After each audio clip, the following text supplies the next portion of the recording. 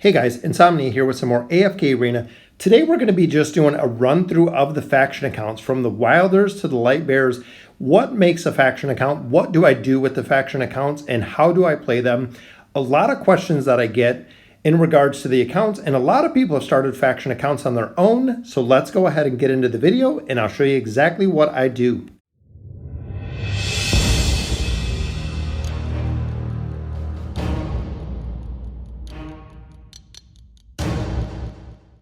So a lot of players wonder what makes the faction accounts. Well, the faction accounts are just that, using one faction specific for the game. But what exactly does that mean? If you look here, we are fighting Arden, which is the new Twisted Realm boss. And as you can see, I have a faction account. With the faction accounts, I use everything for the faction, every single aspect of the game, to see really how well they perform. And that could also lead to why some of the teams are doing really well and why some of the teams are not doing as well, is because it is faction specific. So whether it's running through the Twisted Realm boss, going through the guild bosses, going through the campaign stages, as you guys always see with all the faction videos, this is what makes the faction team. This is the only team that I have up. Most of the heroes I have ascended. The other heroes that are not ascended on other factions are just due to the bounty board specifically. When you get to the bounty board with faction teams, you need other heroes from other factions ascended to essentially complete some of the tasks on the bounty board. So as you can see here, almost 30 million on the boss. We do the exact same when it comes to the Riz fights. Here's the Graveborn team, for instance. We only use Graveborns. The only time that I stray from this is if I have borrowed heroes, which a lot of times I do borrow heroes for different parts. I will use a higher tiered faction hero. For instance, if I have a Thorin here that's mythic, as I do right here, if I have a higher hero that I borrowed, I'll actually use the borrowed hero just to give them a little bit of advantage, which I do the exact same through all of the accounts. Even with the support classes that I'm missing, makes it very difficult, especially when you're running the Labyrinth, because like a Graveborn team doesn't have a healer. So to really get them through the faction team and through something like the Labyrinth, I rely on the relics that heal, and I rely on the life leech ability, because even though they don't have life leech, if you pull a life leech relic, you will go ahead and you will get life leech out of that as well. So that's what I focus on to really, with the Graveborn team, is the life leech so they can make it through. And again, with the fights, as you've seen there, 30 million plus.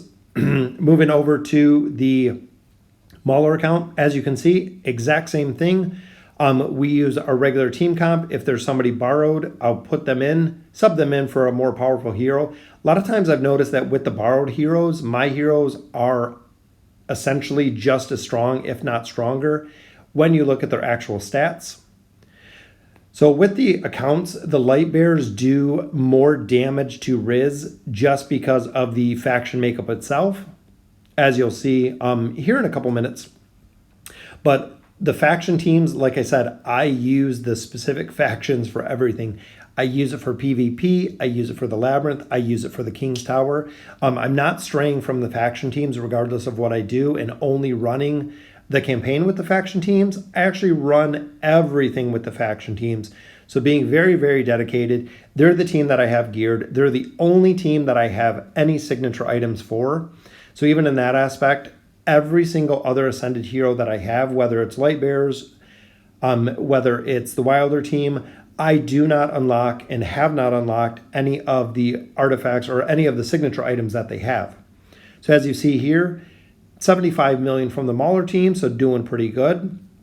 Light Bear team has always outperformed every single team with Riz, and it's because of the makeup. Not only does Belinda do a ton of damage, Rose boosts her damage, and Rose does a ton of damage herself, combined with Rowan, who gives them both more energy.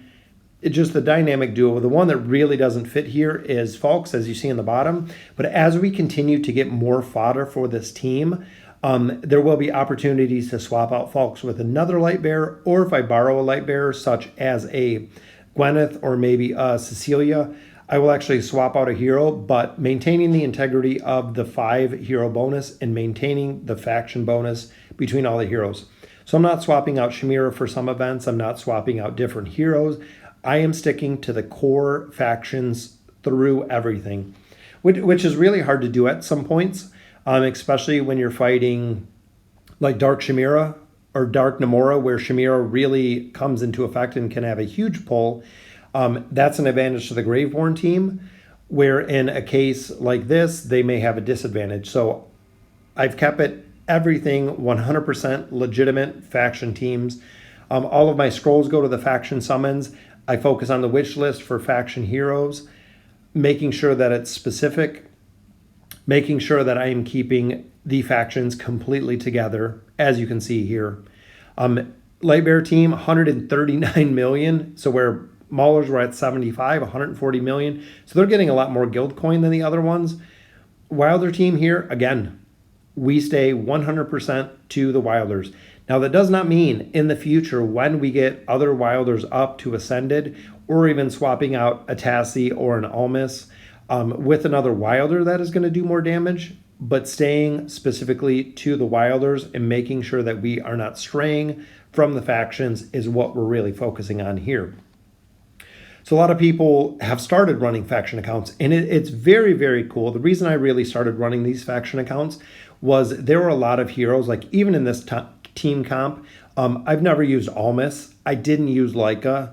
I haven't used Iran. So even looking at my main account, a majority of the heroes that you find in the faction accounts are heroes that you've never used.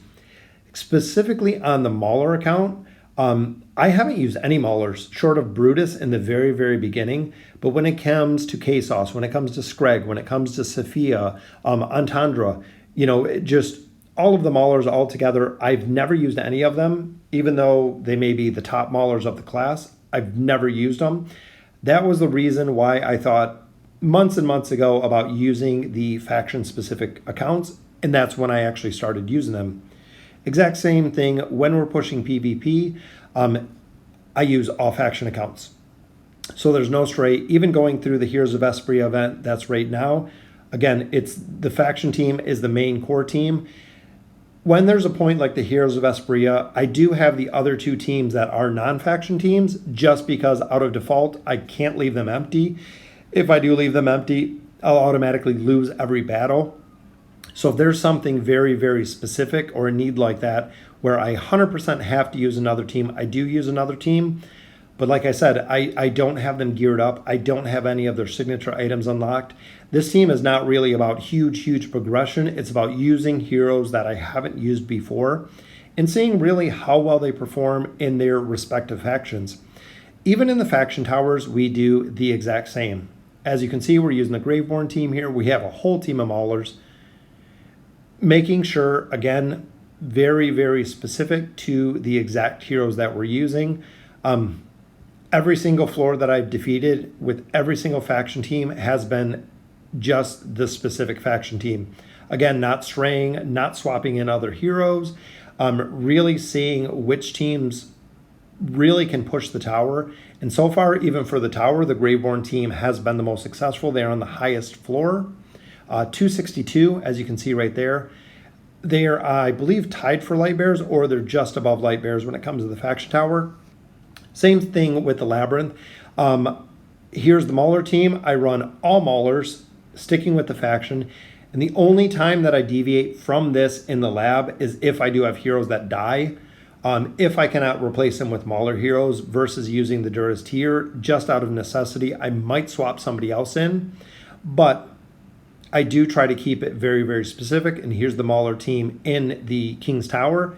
Again, using all of the Maulers all of the time. If I can't beat it with the Mauler lineup I have, I just stick with the stage. I stay at the stage until I get to the point of beating the stage. So very, very cool with the faction accounts. I do like them, seeing heroes that I've never seen before. And that was, again, the big part of it. So Sophia and how overpowered she is in so many different campaign stages. 252, they're there. 262, which is the Lightbearer team, which I believe is now where the Graveborn team is.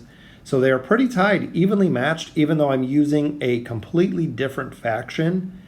I'm still doing pretty well, and all of the teams are remotely close. If you've looked at the campaign chapters, they're all pretty close. Same with the Labyrinth, though. Here's the Wilder team with the Labyrinth run. Exact same. I use Eron in the middle or the top or the left. Wilders for all of the faction on the faction accounts, focusing on all of the Wilders. So if you started a faction account, please let me know how well it's going.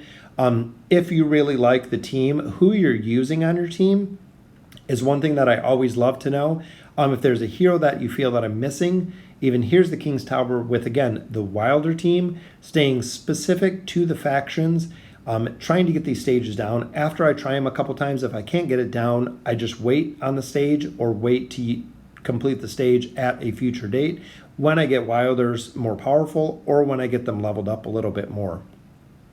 So it's very cool. Like I said, I've really, really enjoyed the faction teams. I think it's a real reason to see different heroes that I've never seen before.